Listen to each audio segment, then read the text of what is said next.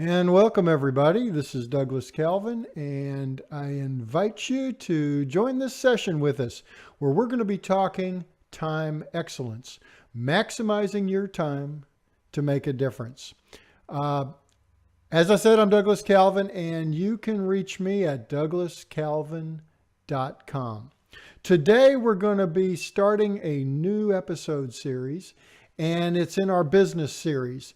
We're going to drive for step change results in this episode number 1. That's a pretty big subject. We're going to have 3-4 sessions together, so hope you benefit from it, and let's get started. You know, we all want to make a difference in our business. Absolutely. That's a common goal that each one of us probably has. We're trying to make a difference with a lot of different people. Now think about it. In your business, who do you need to impress? Who do you need to show progress to? Well, some of you might be saying, well, you know, my bosses. I've got to absolutely tell my bosses what I'm doing, what I'm all about, how I've made an impact to the business. Others of us have shareholders or other co-owners with our business. They're the ones that look for dollars. They look for growth. They look for things that may be different than our bosses, and in many cases are similar. The employees look up to you. They're saying, what can happen in my life impacted by success at the business? And there's some obvious things, but there may be some not so obvious when we sit down and think about it. And we're going to be talking about some of those things. We may want to impact the community. A good business impacts the community around them, supports them, interacts with them, and has a good common interest with that community. Sometimes we might want to impact industry.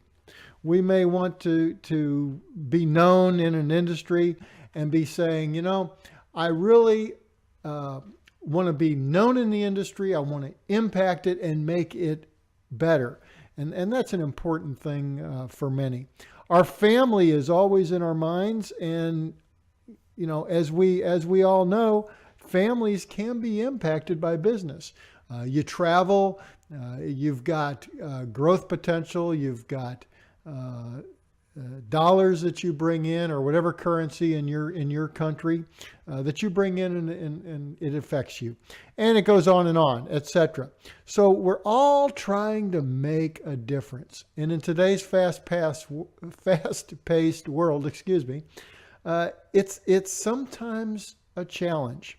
And so the question is, how are we going to make a long-term impact in our business? Well, we've all tried various solutions. You know, I call them obvious solutions. There are things that we can do, and you know, to be honest, sometimes those work. Sometimes those work, and they do get some results. Some of them we've tried. Most might be focusing.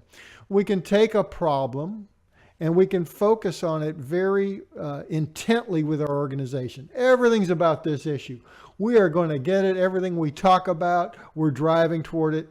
And to be honest, we're putting extra effort, extra manpower, and extra cost toward it. But we can get some movement in metrics, and we've all tried that. And it can get some impact, and that's a good thing. We've tried the hustle. Just work harder, faster, walk a little faster, manufacture a little quicker, work later, hustle, just work. And, you know, you can have some impact on some metrics in that way. Motivation. Put a goal out there. We're going to get a free lunch if we hit this goal, everybody. And it motivates them, and they get serious about it for that often brief period. We can motivate them with, if this doesn't come in and we don't ship this, we're going to run out of cash and you're not going to get paid. Those type motivations can be effective in the short term. Personnel changes, we've all seen that. Well, that metric's not going the right way. Whose fault is it? We pick someone and they're the scapegoat. and we end up making personnel changes. And the new person comes in, may see some things differently, and may be able to have some impact. And depending on that person is how effective that change might be. There's short-term actions. We're going to do some things that you really wouldn't do long-term, but it's going to squeeze some short-time benefits. What's some examples? Well, we're getting near the end of the quarter and we need that inventory reduction. Well, we close the back doors. We stop buying and say nothing brought in unless it's going to ship out. And so we basically push it out, stall everything in transit or at the vendors, and we get a little temporary inventory reduction at that point. Now we know as soon as the quarter ends or the month or whatever term or worse yet, the year, we open the doors back up and here comes a slug of stuff in. The numbers go up and we go, oh, we got to make up for that again. And that kind of sets up a negative spiral. Same thing with a receivable cash improvement. Maybe we've got receivables that are a little high, and we can do the opposite of what we did on inventory. We don't just stop inventory in this case, we stop paying people. And that gets a temporary blip, and it shows our cash situation better. But these are short-term actions. If we did them long-term, they get very destructive, as we've all probably found out in the past. We can do something radical. If we've got a cost issue, we can cancel all overtime. We are not going to allow any overtime. Well, the problem with that is if it is needed, that canceled overtime is just going to stack up work, and it will eventually catch up with us. And we're going to need to work twice the overtime to catch up and get those customers that are screaming taken care of, either on the transactional side, such as quotations, sales order entry, etc., or the manufacturing side, which can be making things, and we get behind there and we start a yo-yo up. Well, these short-term actions can be somewhat effective in the short term, but we really won't impact our bosses long-term with these type actions if we continue them, because they usually cause other issues in the business. We can think of more. But when we run out of these obvious things, we often can see what I'll call stall. We can see metrics stall. And that's when we really stand back and say, we really need some improvement at a base level. We really need to get moving and making the business better. And that's what we want to talk about this morning. One thing that has been very obvious to me over the years, especially in being on both the operational side and what I'll call the improvement side of businesses, where we come in and find those root causes and try and make them better with very effective techniques, that at the core of these issues tends to be the subject of time. Time is at the center. And we find if we get time right, we can really have what I'll call recurring, beneficial, continuous improvement. So let's look at that. What metrics often do we see in business that we've got to improve? Well, customer satisfaction is a big one. That's one that helps drive revenues, helps drive profits. And so what does it take for a customer to be happy? Well, one big one is on-time delivery. Whether we're doing transactional type work or we're doing manufacturing, on time is important to a customer. And that is time-based, on time. It's got the word time in it. Everything has to be hitting on all cylinders for us to be on time and to keep high levels of on-time delivery. Time is at the core of on-time delivery, being fed by a lot of departments and a lot of processes. Lead time. Customer, how long is it going to take you to get me my meal? How long is it going to take you to ship me that product? How long is it going to take you to get that quote? And it's that lead time that's critical to the customer. And it's time-based. We talk about days or minutes or seconds in some cases. In an internet world, a lot of us, we're talking seconds. If I don't get my results within a second or two, I am on to someone else. Maybe they can do better. Time is at the base of lead time. Quotation and order entry time. An order comes in. We've got to get that process quickly, and hopefully we don't even have to touch it. But if we do, it's quickly, it's entered, and it gets moving because it'll feed that lead time. Quotation. I've got a quotation I need. Time is at the core. Inquiry response time. Customers have questions. And they want answers. If they walk up, talk to a person, the person can't answer it. They're expecting some level of response, and time is key. Let's move on to cost. Think about your business. What drives cost? Well, one of the big components, huge components, could be labor time. The amount of time it takes to produce the service or the goods that you make is a time-based situation, and the more employees you have, it multiplies. It becomes extremely large and multiplies. And time, if you can crack that piece, will have a huge, huge recurring benefit on time. Overtime is one. We know that one. You'd like to reduce it, but it has some benefits marginally in that it can help handle spikes in demand. But the negative is if it becomes chronic, overtime is a huge cost in our business. Cash. Already kind of briefly looked at. Inventory is really a time-based. How much do I use in a time period? And how long does it take me to get the pieces, parts, or product that I need in my business? Those are time relationships. And if those are in balance, we will find that inventory can be reduced by making smart selections and by balancing that cost piece and that time of inventory piece. Receivables we talked about also. If it takes us longer to ship our goods out, then we get caught with longer to ship out and get our money in before the bills come due, and we get in a cash situation problem. So, we would like our receivables to be in balance in a time-based manner. Product development time depends on a lot of time-based.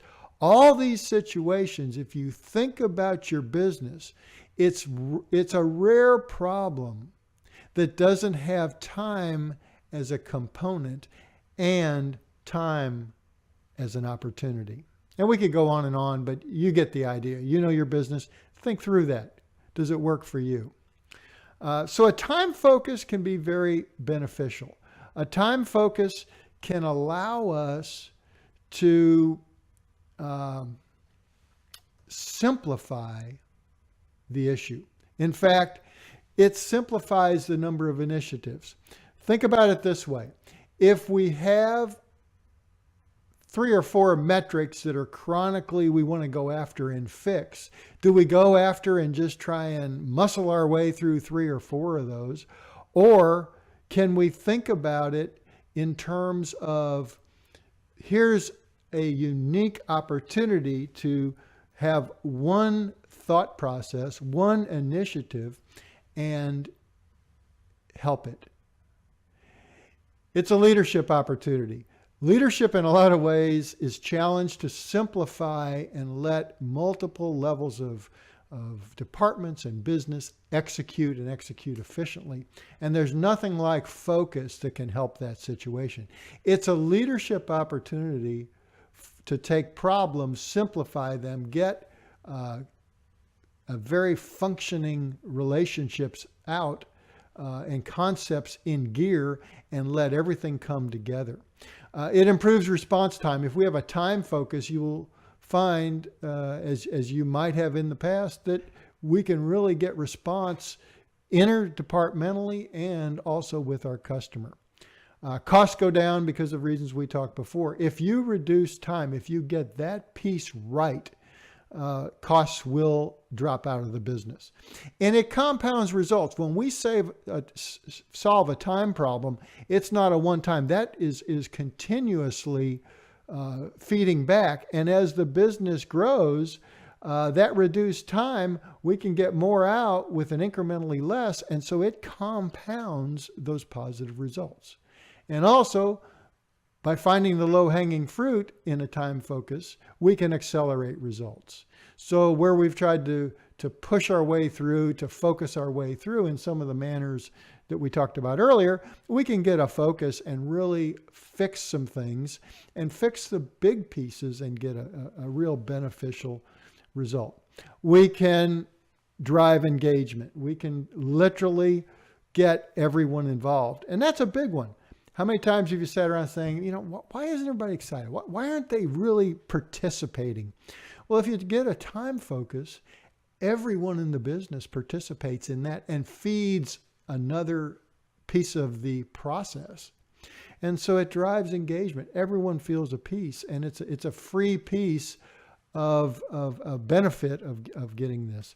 It motivates those people. When I get engaged, I get motivated. And so will your employees if we have a time focus. All right?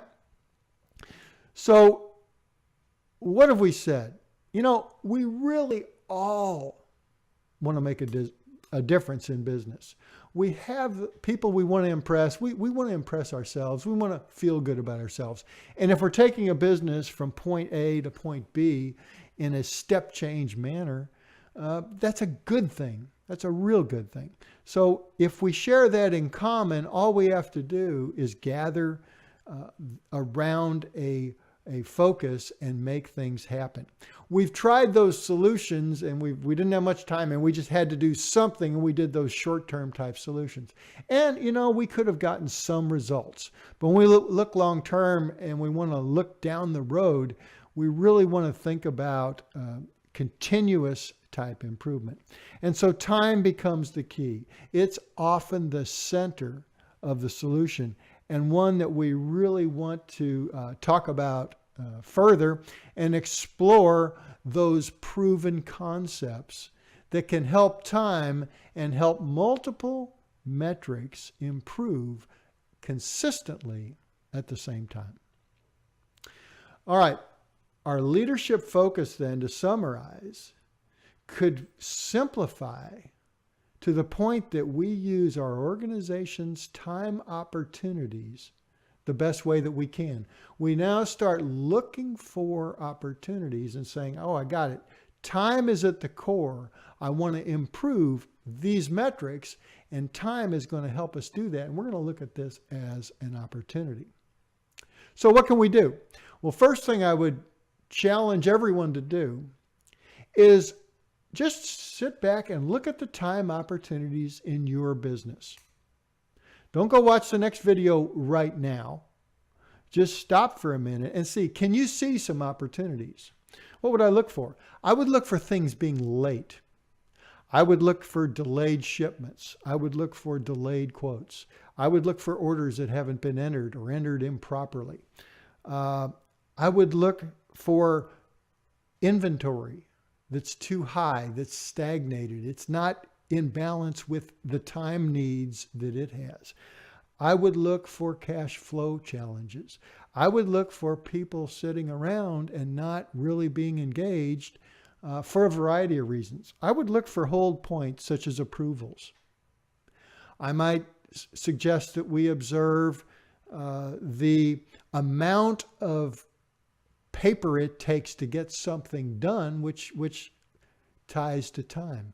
I would look for distances. Are things traveling in our factories, in our restaurants, in our offices? Are we having to go a long way to get a copy made? We're having to go a long way. I would look for meetings. So too many meetings, people tied up in meetings. That's all opportunity. So you get the idea. Can you see those? And your business is different.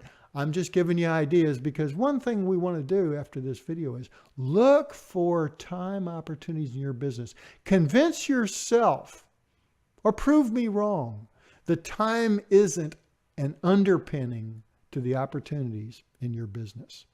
And once you do that, come back and watch episode 2. We're going to look at some of these solutions that are out there, some of the time-based solutions for stalled metrics. We're going to take a look at that and explore a little bit deeper what the opportunities might be and how we might effectively approach that.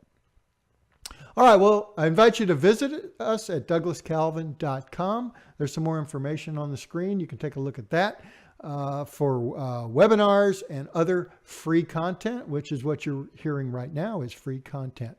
You can, at the top right of the homepage, there's a link that just takes you to Facebook, Twitter, LinkedIn, YouTube.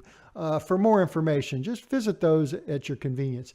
And if you want to help, share this with other people. Do the social media comments, do the social media shares, retweets, friends, thumbs up, clicks. All that activity helps others see this free content and makes them aware. Anything you purchase from our affiliates help fund the free information. And just partner with us, and we invite you to come with us.